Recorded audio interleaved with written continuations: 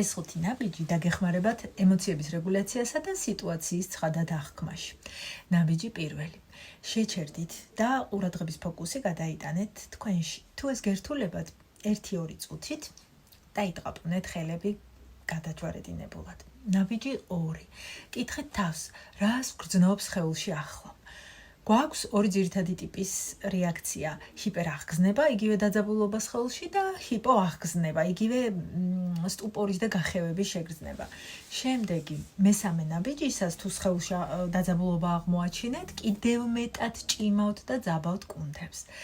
დაახლოებით 30 წამის განმავლობაში და შემდეგ ნელ-ნელა უშვებთ ამ დაჭიმვას ზემოდან ქვემოთ.